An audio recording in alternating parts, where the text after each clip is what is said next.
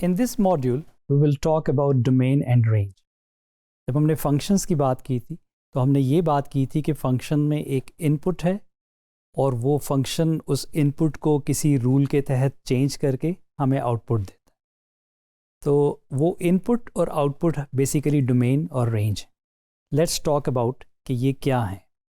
Domain set of all possible inputs. Usually अगर आपके पास y एक फंक्शन है x का, तो जो आपके पास x वैल्यूज़ हैं ये इनपुट हैं और ये डोमेन के सेट में से आती हैं। देयर इज़ अनदर थिंग को डोमेन। जितनी भी आपके पास पॉसिबल आउटपुट्स हो सकती हैं किसी भी फंक्शन की, वो को डोमेन कहलाता है। And the range is the actual set of outputs which you get. इसको हम एक एग्जांपल से क्लियर करते हैं कि इन तीनों में डिफरेंस क्या है। फॉर एग्जांपल, हमारे एग्जामिनेशन सिस्टम है और स्टूडेंट्स एग्ज़ाम दे रहे हैं, लेट्स से कैलकुलस के कोर्स का, तो उसमें हमारे पास जो सेट ऑफ इनपुट्स है जो डोमेन में से आ रहा है, वो हमारे पास लिस्ट ऑफ ऑल स्टूडेंट्स हैं जो इस कैलकुलस के पेपर में अपीयर होंगे। 100 में से क्योंकि मार्क्स मिलेंगे कैलकुलस के, तो 0 to 100 का जो सेट है वो आपके पास को डोमेन है। ये सारे पॉसिबल हो सकते हैं, आपके जितनी भी आउटकम्स पॉसिबल हैं वो 0 to 100 है, तो ये को डोमेन। और जो एक्चुअली वो स्टूडेंट्स मार्क्स लेंगे वो हमारे पास रेंज है। नेक्स्ट हम देखते हैं कि हम डोमेन और रेंज को किस तरह से प्रेजेंट कर सकते हैं। जब भी आपको फंक्शन दिया जाएगा तो आपको कहा जा सकता है कि इसकी डोमेन और रेंज फाइंड करें। डोमेन और रेंज लिखने के लिए हमारे पास एक सेट बिल्डर फॉर्म है, या आपने सेट्स पे भी देखा था, जैसे कि एक एग्जांपल दी हुई है। इसको पढ़ते इस तरह से हैं, x such that x belongs to real numbers and x is not equal to 0। तो ये सारे रियल नंबर्स हैं 0 के अलावा। लेकिन जो ज़्यादा इम्पॉर्टेंट जो नोटेशन यूज़ होती है वो इंटरवल नोटेशन। इसको हमने पहले भी देखा था, तो हम इसको थोड़ा सा रिव्यू कर लेते हैं। इंटरवल नोटेशन में हमारे पास एक ओपन इंटरवल है जो कि राउंड ब्रैकेट्स में लिखा जाता है। इसका मतलब ये है कि जो आपके पास बाउंड्रीज़ हैं वो इंक्लूडेड नहीं हैं। फॉर एग्जांपल -1 to 5 इंटरवल का मतलब ये है कि ये एक ओपन इंटरवल है। -1 से लेके 5 तक तमाम रियल नंबर्स, जिसमें -1 और 5 खुद शामिल नहीं। नेक्स्ट हमारे पास इसको अगर हम नंबर लाइन पे देखें तो इसको हम होल्स के साथ शो करते हैं, जो कि ये बता रहे हैं कि -1 और 5 इसका पार्ट नहीं है। नेक्स्ट हमारे पास क्लोज्ड इंटरवल है, -1 to 5 अगेन। अब इसका मतलब ये है कि -1 से लेके 5 तक तमाम रियल नंबर्स इंक्लूडिंग -1 and 5। इसको हम किस तरह से प्रेजेंट करते हैं, let's see it on a number line. तो यहाँ पे हम डॉट्स ले लेते हैं, जिसका मतलब ये है कि -1 और 5 इस सेट का हिस्सा हैं। हमारे पास हाफ ओपन या हाफ क्लोज्ड इंटरवल भी हो सकता है, जैसे कि आपके पास एक इंटरवल है -∞ to 2।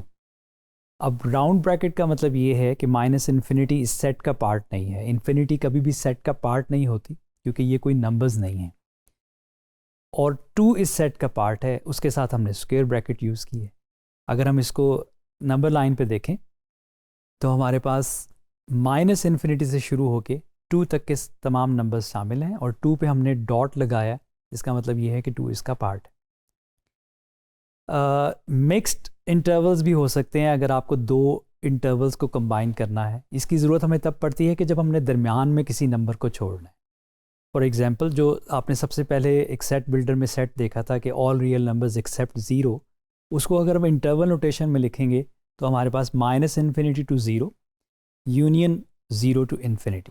अब 0 राउंड ब्रैकेट के साथ आ रहा है तो इस सेट का पार्ट नहीं है, तो बाकी 0 के अलावा तमाम रियल नंबर्स इस सेट का पार्ट है। नंबर लाइन पे देखते हैं, हमारे पास नंबर लाइन है and we are all going from -∞ to +∞, लेकिन 0 पे होल है, जिसका मतलब ये है कि 0 इस सेट का पार्ट नहीं है। Let's see domains of some common functions. हमारे पास सबसे पहले पॉलिनोमियल फंक्शंस आते हैं।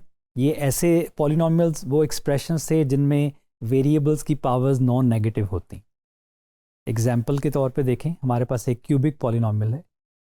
पॉलिनोमियल्स की डोमेन ऑल रियल नंबर्स, कोई रिस्ट्रिक्शन नहीं है, कोई ऐसी इनपुट नहीं है जिससे हमें आउटपुट ना मिल सके। एक और टाइप है हमारे पास फंक्शंस की, रैशनल फंक्शंस। रैशनल का वर्ड जहाँ पे आता है इसका मतलब ये है कि हम फ्रैक्शंस की बात करें। फ्रैक्शंस के अंदर denominator can not be zero, तो हमें इस चीज़ का ख्याल रखना पड़ेगा डोमेन के लिए।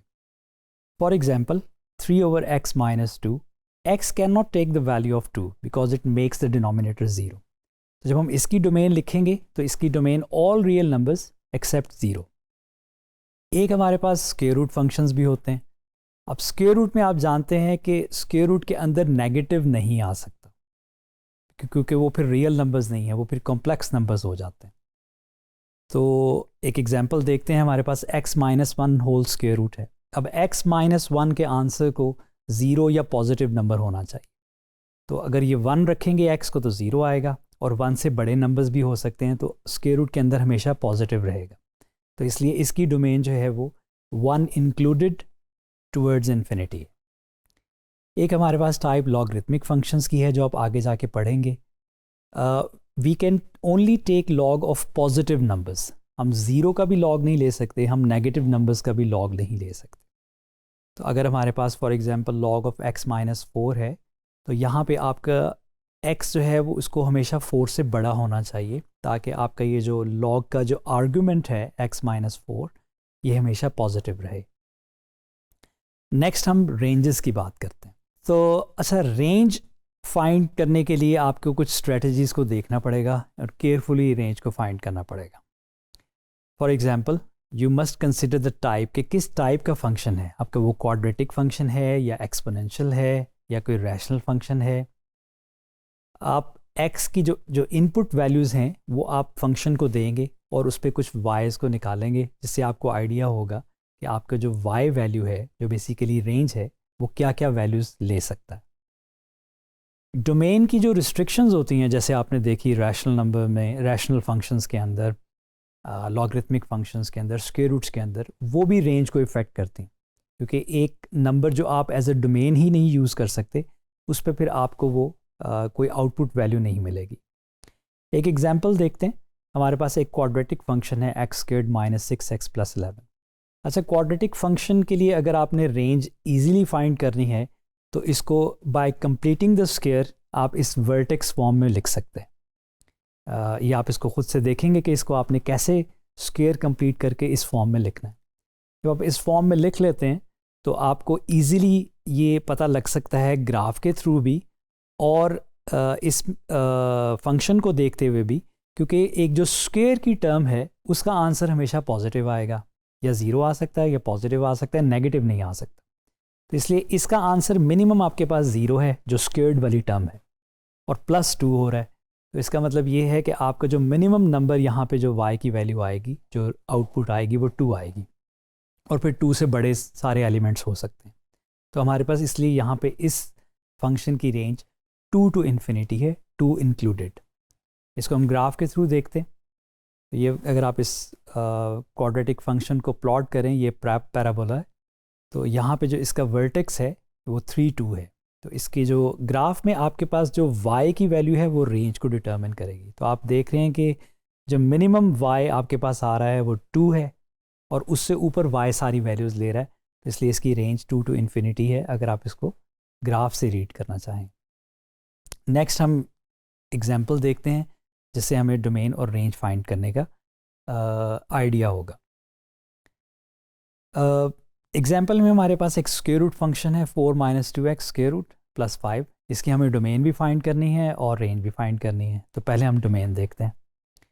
अब क्योंकि यहाँ पे स्क्वायर रूट है और स्क्वायर रूट में नेगेटिव नहीं हो सकता, तो इसलिए आपके पास 4 - 2x या तो 0 रहना चाहिए या पॉजिटिव रहना चाहिए।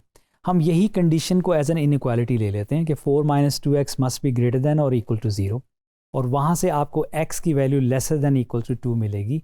तो ये आपकी डोमेन सेट हो गई। इसको अगर आपने इंटरवल नोटेशन में देखना है तो 2 और 2 से लेसर सारे नंबर्स इसका डोमेन है। नेक्स्ट हम इसकी रेंज फाइंड करते हैं। अब स्क्वायर रूट का आंसर आपको कभी भी नेगेटिव नहीं मिलता, हमेशा या 0 मिलेगा या पॉजिटिव मिलेगा। इसी कंडीशन को हम इनइक्वालिटी में ले लेते हैं कि हमारे पास इसका आंसर जो 4 - 2x स्क्वायर रूट है उसका आंसर ग्रेटर देन और इक्वल टू 0 मिलेगा। अगर आप यहाँ पे 0 से स्टार्ट करें जो कि इसकी मिनिमम वैल्यू है और उस फंक्शन में पुट करें तो आपके पास f की मिनिमम वैल्यू 0 + 5 यानी कि 5 आ जाएगी।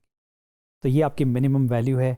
तो रेंज यहाँ पे 5 या उससे ग्रेटर सब नंबर्स हो सकते हैं। तो इसको अगर हम इंटरवल नोटेशन में लिखना चाहें तो it is from 5 to infinity। कुछ रियल लाइफ कॉन्टेक्स्ट में देख लेते हैं कि डोमेन और रेंज क्या हैं। Height of a projectile as a function of time जब हम फिज़िक्स में देखते हैं तो यहाँ पे जो डोमेन है वो टाइम है, जो कि 0 से लेके जब वो आपने जो चीज़ थ्रो की है वो जब ज़मीन पे वापस आती है। और रेंज यहाँ पे 0 से लेके जितनी मैक्सिमम हाइट वो बॉल है या जो भी है वो अचीव करेगी तो वो उसकी रेंज है।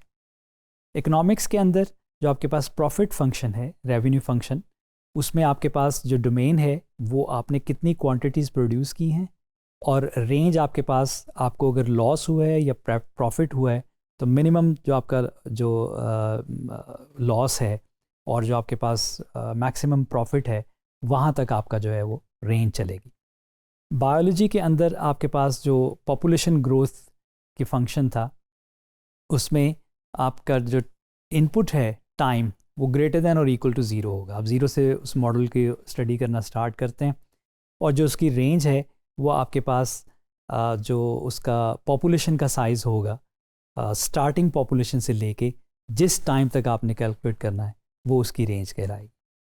और कंप्यूटर साइंस के अंदर जब आप एल्गोरिदम का रन टाइम को फंक्शन करते हैं तो हमारे पास जो डोमेन है वो आपके पास नंबर ऑफ़ इनपुट्स हैं n greater than equal to 1, और रेंज आपके पास जो उसके रन टाइम्स आएंगे पॉजिटिव रन टाइम्स, क्योंकि टाइम को हम हमेशा पॉजिटिव में लेते हैं, तो वो उसकी रेंज कहलाएगी।